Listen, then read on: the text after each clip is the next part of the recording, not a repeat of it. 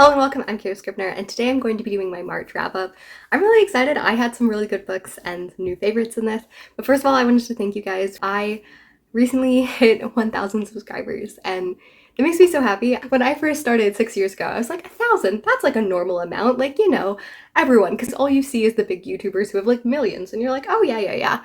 And then 6 years later, actually having put in the effort and putting like 450 videos out and stuff like that throughout the 6 years, it's like, oh, it was a lot of hard work. And I think I really love my channel a lot more because of the fact that I've known through a lot of it that, some videos are just for me. Sometimes literally no one else watches it. I definitely started the channel because I wanted to connect with people. I was a very lonely student living in an empty dorm over summer, and I was working nights at a youth center, and I was just like, I am busy from like noon to 11 p.m. every night, and then I come home and I see no one, and then I wake up and I see no one, and then I go back and deal with youth. So I just like really needed friends, and this was such a beautiful time for me to connect and fall back in love with reading. And then that was such a joy. And I think that because of that, and because of the fact that for a long time I didn't have 100 subscribers or, 200 subscribers or whatever like that it really taught me that this is for me, my little like treasure chest of things that I love. Like, I'm really excited. I'm going to do a video, hopefully today, about Downton Abbey and how much I love Downton Abbey. And I know that I'm like, 8 years too long in the past and all of that thing, but I want to remember the first time that I watched Downton Abbey and how much I love it. And I think that those are the things that I really treasure. I'm going to go in and talk about some books that I love, some books that I didn't love so much, and, we'll have a thing. I read 5 books in March. This is, I think, going to be more of a new normal. I have always been quite ambitious, but I'm starting to realize that I just don't have the capacity to read, 15 books like I used to each month. I was very satisfied with my reading and how much I spent reading and thinking about these books. I really spent a lot of time thinking about each and every one of these books, and I think that I treasure them more deeply than I could if I had read them fast. So I enjoy that. The first one is Trespasses by Louise Kennedy, and this is set in the 1970s in Ireland. It follows Cushla, who is a 24-year-old primary teacher, and she also works at her family bar, and she's a waiter there, and that's not always a pleasant experience. It is partly based on Louise Kennedy's own experience. She grew up in Northern Ireland, and her family owned restaurants, who experienced a lot of issues because of the troubles in being Catholic. So I think that this is a really interesting story. It really looks at the divide between Catholic and Protestant, and the beatings and cops and the checkpoints and just the infringement of rights that Catholics dealt with in this period. And it's very much highlighted by her relationship with a young boy who's 7 years old, and his father gets dragged out and killed. And she's really just trying to be caring and loving and compassionate to this child, and a lot of people aren't very thankful for that. And she also has an interesting relationship with a Protestant lawyer who is like 25 years older than her and knew her father, but she's having an affair with. This part really didn't work for me, and that's interesting to me because I often like this point of view. I think that sometimes relationships can be really interesting ways to explore power imbalances and divides and the ways in which people relate in such an intimate way, and this just really fell flat for me. I didn't particularly like Michael. I want to like Cushla. Like, I thought her point of view and her compassion was very much outlined. We really see this in her relationship with her mother, who deals with substance abuse, and her trying to take care of her family, trying to take care of this boy, trying to have this relationship in secret, and all of these things. But I just didn't connect to it. I felt that it was very hollow for me. And this could just be a writing style. It's quite detached, and it kind of often goes over important conversations. Like, we often just don't see them having conversations and talk. So even though I spent so much time with Cushla, I didn't feel like I knew her. And when things go down near the end, I had no emotional response at all. So that was a disappointing thing. I still give it 3 stars. I think that Louise Kennedy's journey to writing is very interesting. She grew up in Northern Ireland, as I said, and she worked in restaurants her entire life. And then in her mid-50s, she got cancer. And she was like, well, I've never written, and I really want to tell a story, even if it's just for me. And she's in remission now, and hopefully she'll write many more books. But this is her first book, and I think that is really cool when we see debut authors that are in their 50s or in their 60s and are, venturing out in something that I think you can be a little afraid to start things new in middle age. And I'm really glad that she did. And I really look forward to books that she writes in the future, because this is her debut, and I think that writing only gets refined as it goes. So Yeah, this is a 3-star book for me, but I look forward to reading other books on the list. And the next book I'm going to talk about is The Underground Railroad Next Stop, Toronto, and this is a collection of histories and archaeology and stories that I loved so much. I started in October and read it all the way through over the last 6 months, and I think that it's a book that will like treasure in my heart forever because I learned so much about being Canadian, about local history, and about the Black Canadian experience. And it was super cool to learn so much about something so close. I don't live in Toronto, but I live about half an hour to an hour away, depending on what part of Toronto you're talking about. And yeah, I loved learning about it. It also looked at parts of, and even though it says the word Toronto in the title, it does actually look at other parts of Ontario, specifically Niagara and Detroit and Windsor, and a lot of different areas throughout southern Ontario, which is where I live. So I really enjoyed looking at these stories. I also really appreciate that it was like micro history. So each time talks about individual people. And that's the kind of history that I love. So we just look at their records, we look at letters, we look at all of these things, and it covers Black Canadians from 1800 all the way to 1900. And it kind of does center around the Civil War because it's looking a lot at slaves who escaped and people that were enslaved in the early 1800s before Britain outlawed slavery. And it mostly focuses on freedom seekers, people who were enslaved in the United States or who were free people in the northern states, but because of slave catching laws and stuff like that, they had to flee to Canada. And I didn't know how much beautiful Black history is in Canada, how much of it is in Toronto. And during this time, there was a significant Black population. I think that it said that there was 2,000 out of 60,000 or so. I can't quite remember the complete statistics, but one of my favorite stories from it, despite the fact that there's so many beautiful stories, there's like literally hundreds of stories in this book, and I really, really recommend it. I also can't wait because there is a permanent museum stop in Oakville, and that's about 45 minutes away, and I really need to go see it because I just want to learn more and see all of the pictures up close. I guess the note that I can make is that this is the 2022 edition. It was originally published in 2002, and then it has been reprinted with updated information because there was further excavations of different areas in Toronto since then, especially in 2015. We also look a lot at the school systems and the first Black postman, the first elected official that was Black, and so many different stories. We learned about the first Black female reporter who was from Canada and opened a girls' school and just like had so many cool stories that I didn't know, and that like I just have like a list of people that I need to like read more about. I think one of the saddest parts is that the Black community really diminished after the Civil War. Many people returned to the US and made lives there. We have many very notable Union soldiers who were Canadian. Their parents had come to Canada and they had raised here and they'd become doctors and teachers, and they went on to live some of the most celebrated lives, you know, becoming founding people at Howard University and rising in the ranks of Reconstruction governments and stuff like that. And it makes me so sad that we see this moment in which there's a big boom and a big cultural, and when all of downtown used to be like dominated by Black Canadians, and then by 1900 it had diminished so much that there was only like 1 or 2 shops in the whole area that were Black owned. And yeah, it's sad that Canada had such a huge cool influence and metropolis and, you know, Black culture in the 19th century, and then it disappeared for many, many years. And, you know, Black people have been coming back to Canada and have been making homes here, but I don't think I know a single Black family or Black friend whose family traces from this era. They're either Caribbean or African, and there's never really this history that continued on. So I love the fact that we can maybe talk about this era and rediscover roots and stuff, and I think that that's so cool. The Secrets of Hartwood Hall. This is a book that was just published on the 29th, but I read it as an ARC, which I was very, very happy to get and to review. I loved going through the experience of reading it. I took like I think 5,000 words of notes, which is absurd because her writing is so good that I just wanted to quote it all the time, and I loved the way that she did haunting, the way that she put atmosphere and character descriptions, and it was just so beautiful. So this follows a story of Margaret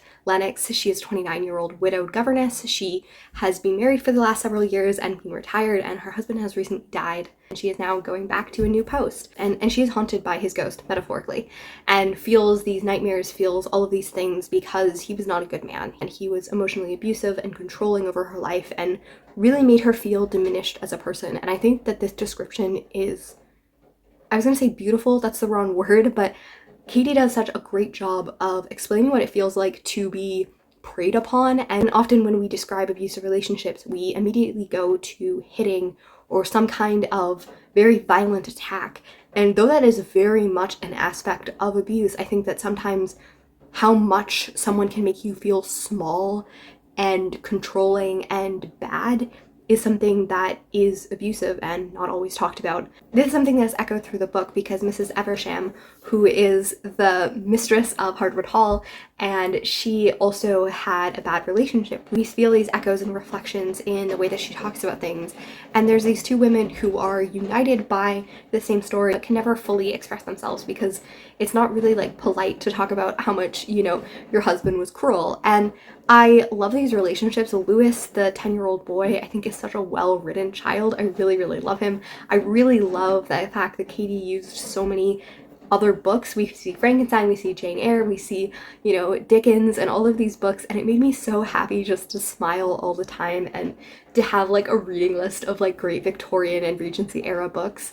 That was so lovely. This might be a weird note, but I do find her way of interrupting things really cool because when you're doing a mystery suspense kind of historical fiction or any book, so often you can't reveal all of the information and you have to have a conversation with someone where the conversation doesn't get continued because then you would reveal all of the secrets. And I think that Katie did such a great job of like interrupting people and stopping conversations and stopping like facts that would reveal very obvious things in a non-obvious way. Like, there's this scene where like someone is threatening someone or someone is revealing something and we have them and then someone else comes into the room and it's not like an obvious thing. Like we knew at the beginning of the scene that there was other people going to join them and this person is taking up a short amount of opportunity.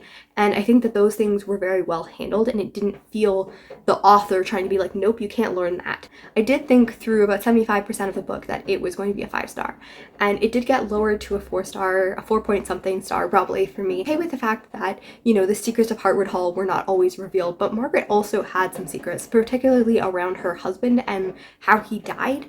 And these things are held way, way too late because like we're in a first person narration. So every time it's like she's thinking about, she's like, this is what happened, but she like never fully says it. And in a first person narration, I always find that quite annoying. I didn't mind it at the beginning, but as it dragged on and on and on till probably past the 80 or 90% time, I was like, yeah, you could have held it to like the 70 or maybe like 60 or 50, but I feel like this was a little bit too long.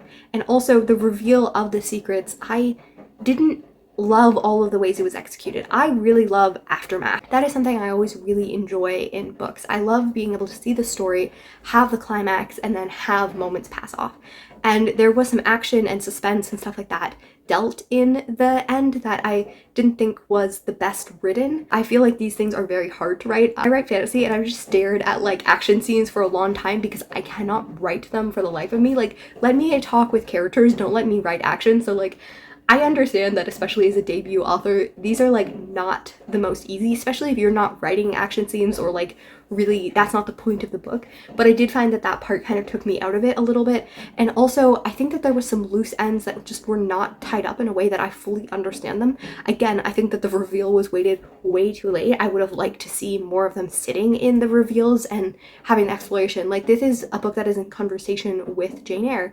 And we find out about the secrets in Jane Eyre at the 50% mark. Like we're pretty much 200 pages exactly in out of a 400-page book. I do think that parts of that book drags. Like I am very famous with saying I don't love the Moors, or like I don't mind the Moors, but the Moors go on way too much. The Moors should be like, like 15% of the book rather than like 40% of the book. And yeah, that part went on a little bit too much. But I think that the reveals happen at almost the very end, probably like the 94% tile into the book, which I think was just way too late for me. And then we don't have any flash forwards. We have the events and the climaxes and then it ends.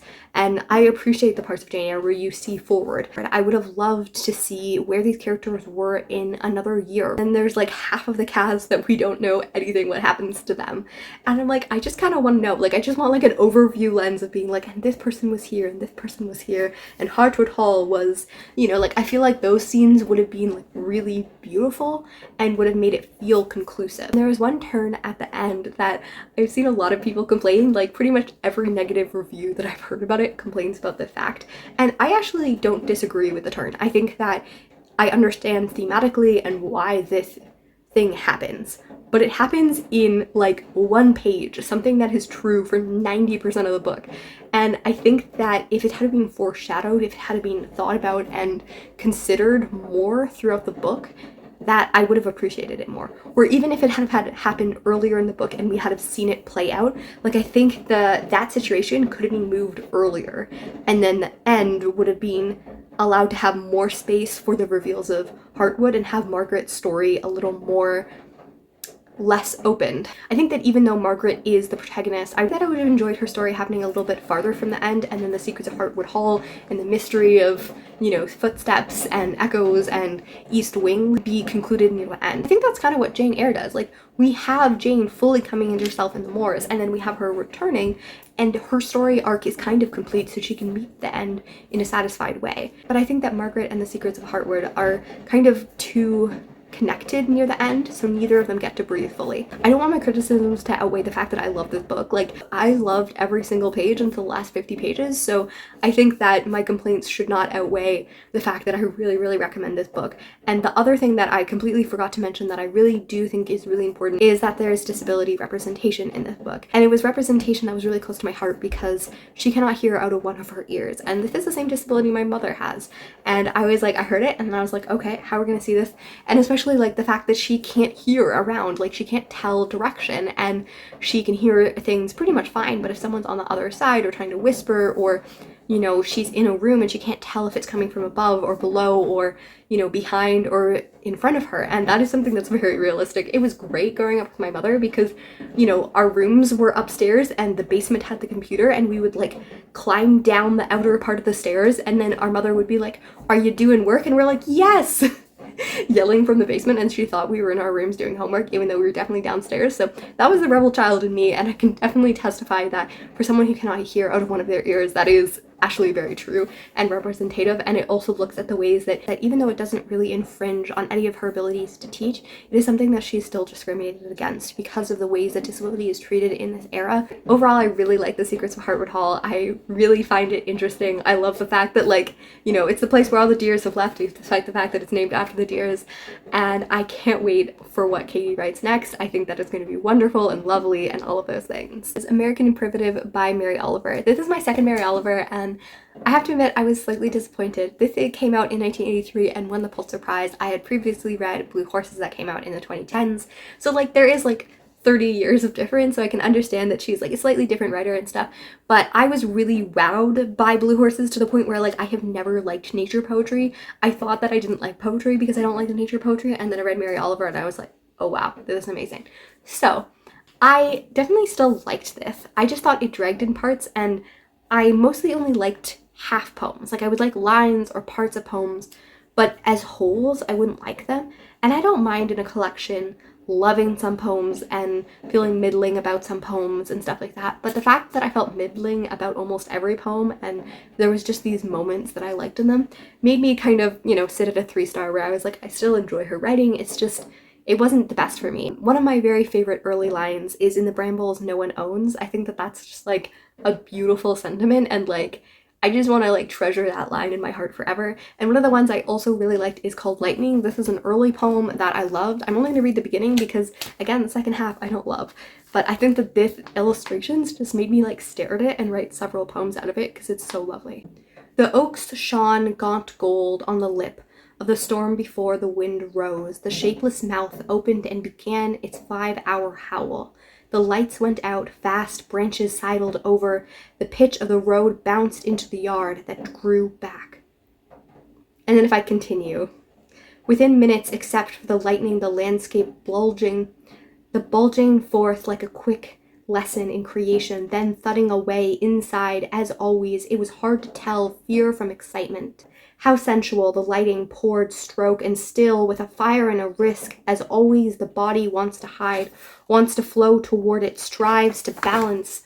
Well, fear shouts, excitement shouts, back and forth, each bolt a burning river, tearing like escape through the dark fielding of the other. And I'm like, the first half, very beautiful. The second part, yeah, I could give or take. So that's my thoughts on American Primitive. I don't have a lot of thoughts other than I am still excited to read Mary Oliver. I still want to love her as an author. I just think that this will be lower on in the tier. And then last, and certainly not least, is my utter love for Wandering Souls by Cecile Pinn.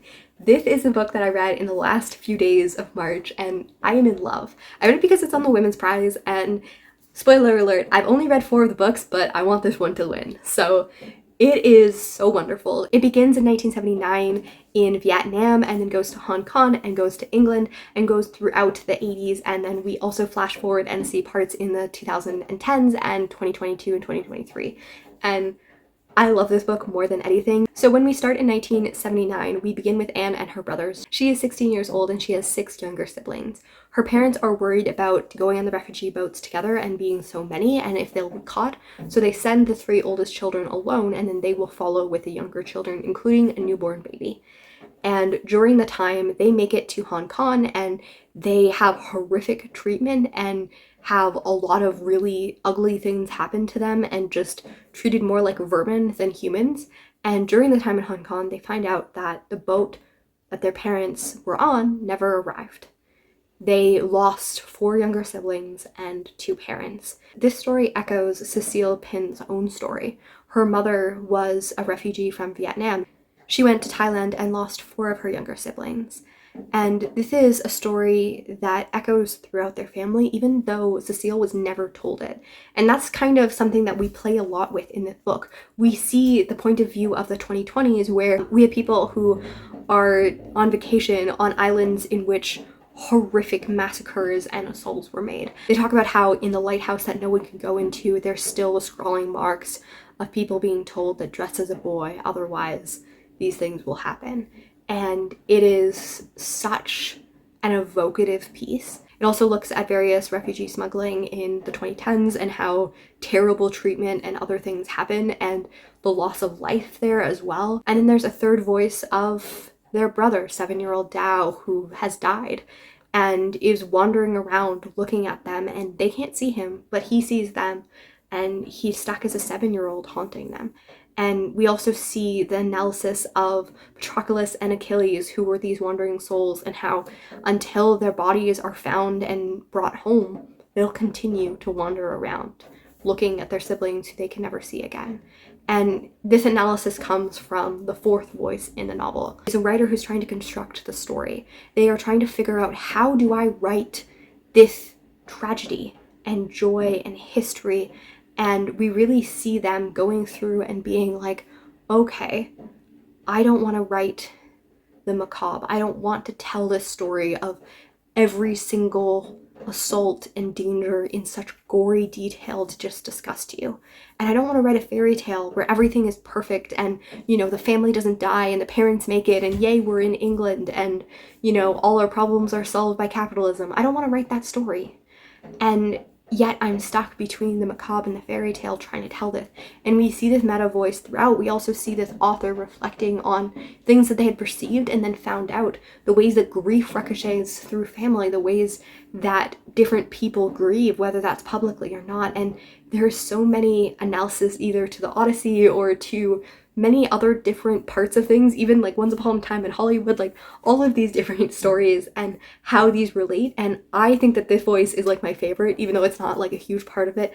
I just really enjoy the meta-ness of going through a story and being like, hey, like what is happening? How do we write? Like how do we, you know, add or subtract? How do we show something so hard and yet has these moments of joy in them?